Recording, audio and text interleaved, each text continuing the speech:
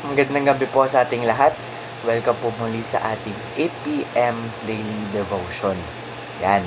And ang topic po natin para sa linggo pong ito ay Prayer and Word for the Youth. Ayan. Bago po tayo magsimula, tayo po muna ay manalangin. Hallelujah, Lord God. We praise you, we worship you, Lord. We magnify you, Lord. We glorify you. Lord, maraming salamat po muli sa iyong pag-iingat sa amin, Lord. Sa araw na ito, Lord, sa iyong pagbibigay ng pangangailangan namin, sa iyong pag-provide, Lord, sa iyong pag-iingat at pagbibigay ng protection sa bawat isa, Lord. Thank you po, Lord. And sa iyong pagbibigay po, even though we don't deserve it, Lord, we appreciate it so much, Lord. Maraming salamat. And even sa aming mga pagkukulang, sa aming mga shortcomings, Lord, sa mga bagay po nagawa po naming mali, sa aming mga kasalanan sa iyo, Lord, tulungan niyo po kami na hindi na po uli ito magawa, Lord, at tulungan niyo po kami na may erase na po ito sa aming mga character, Lord, at mabago na po namin ito, Lord. Lord, nawa po ang word po tonight, Lord God, ay magsilbi pong reminder sa bawat isa to always remember na kasama ka po namin at all times, Lord God. Maraming salamat po sa yung walang hanggang pag-ibig sa bawat isa, sa yung unconditional love na never pong nagmamaliw, Lord God, sa yung patience at grace sa bawat isa, Lord. And Lord, as we listen, Lord God, sa yung salita ngayong gabi, Lord, tulungan niyo po kami na magkaroon po ng open minds, Lord God, and open hearts, Lord God, upang magkaroon po kami ng wisdom, Lord God, sa aming aaralin, and tulungan niyo rin po kami na magkaroon ng pusong mapagkumbaba, Lord God, upang even though ma-feel po namin na para sa amin po, Lord God, ay mas lalo pa po naming i-accept, Lord God, at i-apply po sa aming mga buhay, Lord. And ako, as your lingkod, Lord, tulungan niyo po ako na maipahawatig, Lord, kung ano man po ang iyong message para po sa mga tagapakinig, Lord God. And nawa po ang word pong ito ay ma-reach po ang mga audience, Lord, ang mga anak mong kailangan po makarinig nito, Lord. Ito po ang aking samat panalangin sa pangalan ng aming Panginoong Jesus. Amen and amen. Yan. Yan po. Muli po, ang topic po natin ngayong week ay sobrang ganda po, which is prayer and word for the youth. Yan. Alam niyo po, alam ko naman pong pinapaulit-ulit na sabihin, pero para sa akin din po, nakikita ko po talaga yung works ng kalaban against us Christians, and lalong-lalo na pong prominent yon sa mga youth. Kasi po, yung mga youth po, kami pong mga youth, I believe na kami po yung generation na kayang-kaya po ni Lord na i-shape at gamitin, and because of that, Satan feels threatened. And dahil po doon, talagang ginagawa niya po yung best niya para masway po kami from God's works and God's word. And kaya po, sobrang ganda po ng topic natin ngayong week. Kaya po sana po, maintindihan po natin at may sa puso po natin ang ating pag-aaralan. Yan. Samahan niyo po ako at buksan po natin ang ating mga Biblia sa Deuteronomy 31 verse 6. Ang sabi po rito, "Be strong and courageous. Do not be afraid or terrified because of them. For the Lord your God goes with you. He will never leave you nor forsake you." Ayan. Sa mismong verse pa lang po, sobrang ganda na po pakinggan, no, na even though we feel terrified or afraid, si God po, binigyan niya po tayo ginamit niya po si Moses para bigyan po tayo ng assurance na God will never leave us and forsake us. Kasi po, ganun niya po tayo kamahal. Yan. A little context po about sa verse na to. Yung verse po kasing to ay sinabi po ni Moses sa mga Israelites right before they entered the promised land. Kasi po, think about it. Yung mga Israelites po, they were about to go sa promised land, which is the land na ito po yung pinapromise ni Lord, pero hindi pa po nila alam kung ano pong what's ahead of them. And they were about to face a new situation, a new environment, and for sure po merong mga possible battles, and meron po silang future na uncertain pa po sila dahil hindi pa po nila alam kung ano mangyayari. And on top of that, Moses po was stepping down as their leader and papalitan po siya ni Joshua. Ang dami pong dahilan para matakot nung time na yun. And instead of focusing on the challenges, Moses po wanted them to know one truth, na God will go with them. That even though they feel afraid or nafe-feel po nilang natatakot sila, binigyan po sila ni Moses ng reminder na si God po ay palaging kasama sila. And yung courage po nila doesn't have to come within themselves, pero it comes along with your decision na paniwalaan na kasama po natin si Lord at all times. And it comes with God's presence and grace sa bawat isa. And yun po, it goes the same with our lives po. Marami po talaga tayong mga battles. Marami po tayong uncertainties na dinaranas. And I don't know kung ano man po ang dinaranas nyo personally, pero I'm sure po na meron po kayong dinaranas na mga sitwasyon na natatakot po tayo dahil di po natin alam kung ano po yung mangyayari. Kung ano man po yung ahead of us, kung ano po yung papasukin po natin, especially as sa mga youth na nafe-feel po namin sometimes na marami po kaming pinapasok na mga circumstances na unsure and hindi po namin alam whether para sa amin po ito, but with the help of God's presence and His Word, dito po natin makukuha yung assurance na it will all be okay. Ayan po. And para po sa devotion po natin ngayong gabi, nag-focus po ako sa 3 main points that serves as a reminder and magsisilbi rin po bilang assurance sa atin na kasama po natin si Lord even though we feel na natatakot po tayo, even though we feel overwhelmed sa mga bagay sa mundo. Yan. Una po, ito po yung mga dapat po nating gawin upang hindi na po natin ma-feel yung feeling na uncertain tayo. Una po is choose courage over fear. Yan.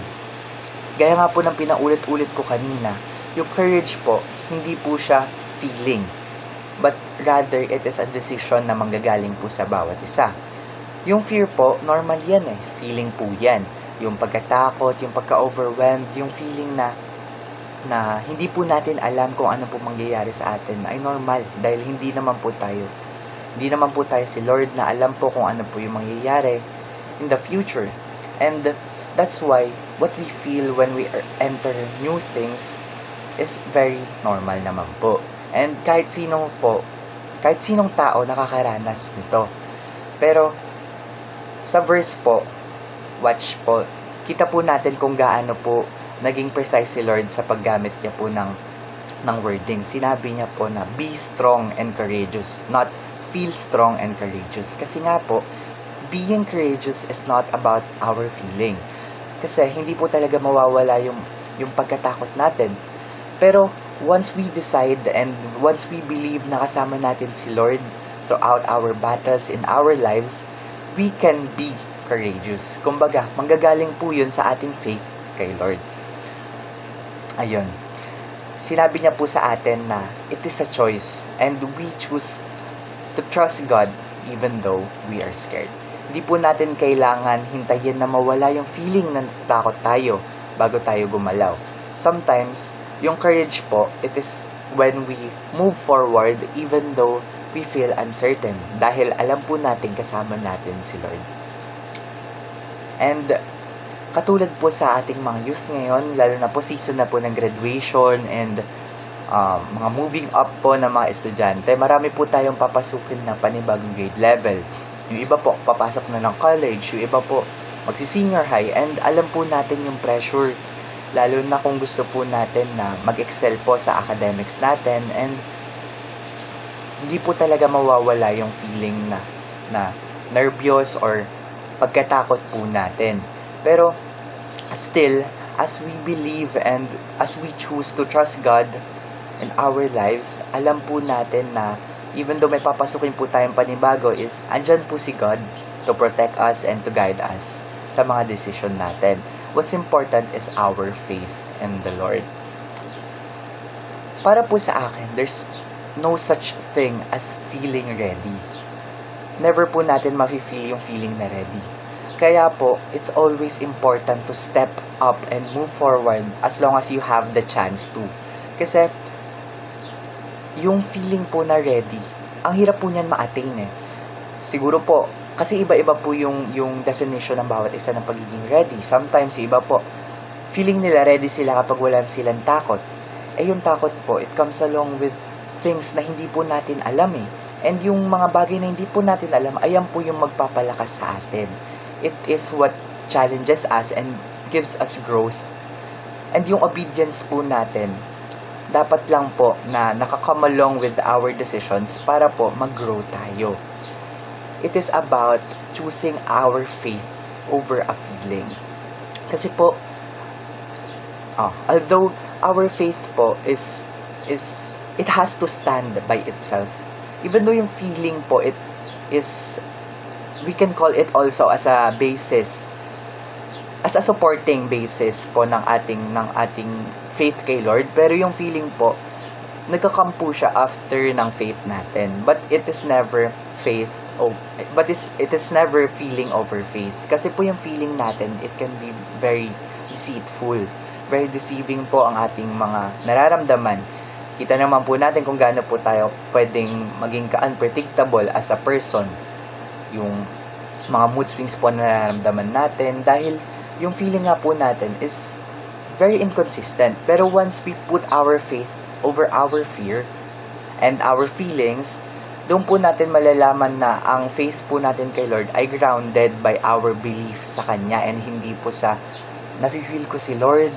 Kasi po may mga seasons po talaga tayong mararamdaman natin na feeling ko hindi ko kasama si Lord. Pero it's very important to know, we're gonna move po sa next point natin na we are never alone. Dapat po natin itatak sa puso't isipan natin yan na never po tayo magiging mag-isa lalo na sa presensya ni Lord. God's presence, ayun po yung nagsisilbing strength at foundation ng bawat isa. The reason na kaya po nating maging courageous and kaya po nating mag-move forward even though we face a lot of uncertainties is because we know that God is with us. Hindi lang po siya based sa feelings. Gaya nga po yung sinabi ko kanina, kahit po hindi natin na-feel, God will always be there for us.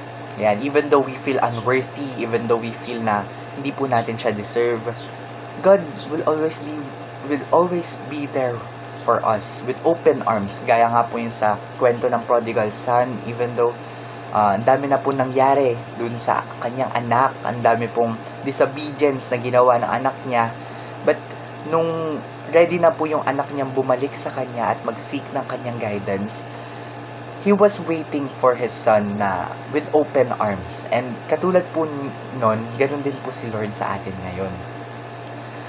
And kapag natatak po natin to sa ating mga sarili, na His presence is constant and nasa atin parate, mag-iiba po yung perspective natin. Hindi lang po sa mga problema, kung hindi sa buong buhay natin.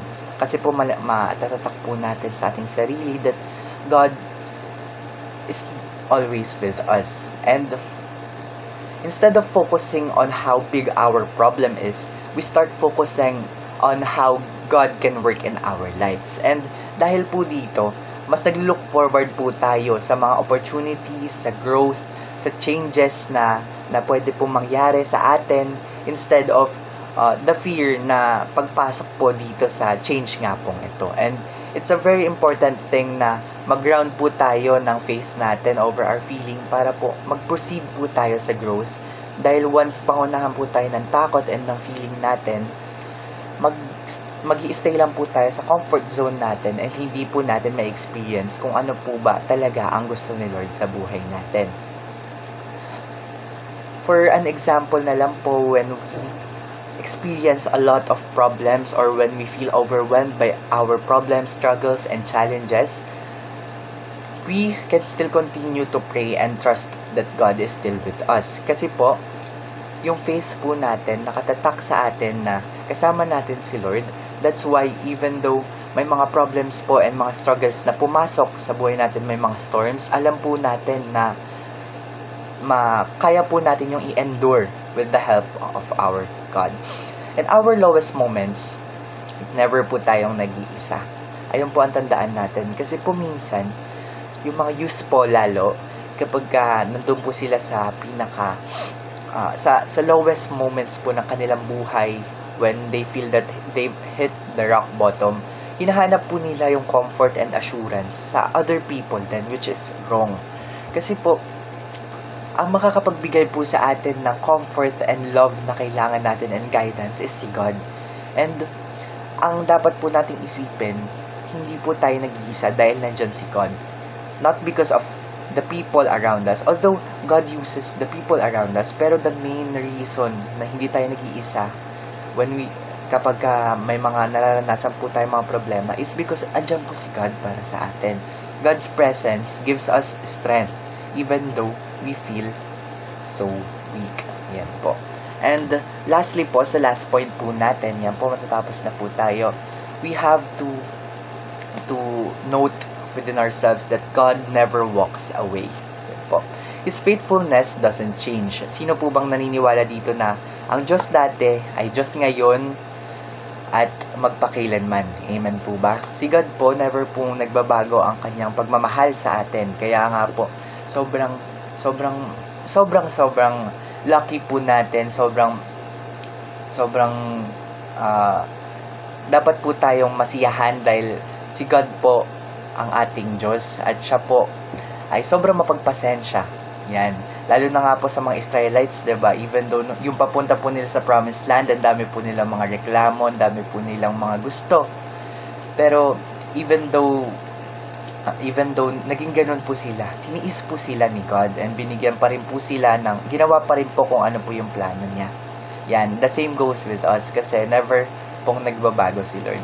Kasi yun po yung Diyos na pinagtiisan yung pagrereklamo, yung mga sinasabi ng mga Israelites, ayun din po yung Diyos na meron tayo ngayon. Kaya never po natin nawa na ma-feel na napapagod si Lord sa atin kasi never po yun mangyayari. We just have to come sa Kanya with our own will. Yan po. People can leave and situations can change. Even we can become inconsistent sa ating mga sarili. But God, He always stays with us. His promise po was very clear. He will never leave us nor forsake us. Kaya wag po natin i-disregard yung word niyang yun. Dahil even though we feel na yung verse pong to laging ginagamit, kasi kaya nga po ito ginagamit dahil ito po yung totoo, ito po yung talagang pinromise sa atin ni Lord, and ito po ang dapat natin panghawakan. Even when we mess up, even when we drift away from God, even when marami po tayong magawang mga kasalanan sa Kanya, just like the prodigal son, God won't walk away from us. Instead, mas lalo niya pa po tayong isisik and mas lalo niya pa po tayong hahanapin dahil alam niyo rin po yung story na yung shepherd po na iniwan po yung flock niya just to find the one. Yun po. Ganun po tayo kamahal ng Diyos. Hindi po siya tulad ng isang tao na sobrang inconsistent na madaling sumuko or mapagod once they feel inconvenience na po sa relasyon po with us. Yan. Tayo po kasing mga tao, we always make mistakes. We sin and wala pong perfect na tao. We feel guilty and sometimes po nadidistance natin yung sarili natin kay God. But sooner or later, we have to realize within ourselves that God will never leave us. Even though we feel na unworthy na sa love ni God, He is always still there. Hinihintay tayong bumalik sa Kanya. Kaya po, it's very important na sa atin pong mga sarili ay talagang mag-ground po natin yung faith natin sa kay Lord. Hindi po natin dapat hindi po tayo sa buhay natin matakot na mawala si God or parang ma-feel na hindi po natin kaya lumapit kay God, kasi it will never happen. His faithfulness is constant. It always gives us another chance. It always gives us the confidence to come back to Him and to keep going and moving forward. Ayun po. Yan. Muli po yung Deuteronomy pong ito, yung 31 verse 6 and yung story po. It reminds us that courage isn't about having the perfect or parang isn't about feeling ready. It's about trusting a faithful and just God. So when we feel fear or when we feel overwhelmed about things, we need to choose courage and we need to put our faith over our feeling. When we feel alone, we have to remember His presence. When we feel doubtful, we hold on to His faithfulness. Because at the end of the day po, our strength, hindi po yan manggagaling sa sarili natin. Manggagaling po yan sa Creator natin. Yan po. Ayun lamang po. Maraming salamat po sa pakikinig. Nawa po ay marami po kayo napulot ngayong gabing ito. At bago po tayo mag-close, tayo po muna ay manalangin. Hallelujah, Lord God. We praise You. We worship You, Lord. Maraming salamat po, Lord God, sa iyong magandang salita na binigay sa bawat isa, na binigay na reminder upang hindi po namin pangunahan ang mga plano mo sa aming mga buhay, upang hindi po kami mapangunahan ng takot, ng feeling, Lord God, but rather mas lalo po naming maalagaan ang aming faith sa iyo, at mas lalo po naming magamit ito as our basis of our relationship with you rather than our feeling, Lord. Thank you po, Lord God, dahil Ikaw po yung Diyos na mahabag, na never po nagbabago. Ikaw po yung Diyos na kusino na mapagtiis, Lord God, even though yung mga Israelites ay marami na pong ginagawang at mga nirereklamong mga bagay, Lord God, katulad po sa amin, Lord, sa mga buhay namin ngayon, Lord, lalo na po with the works of the enemy ngayon, Lord.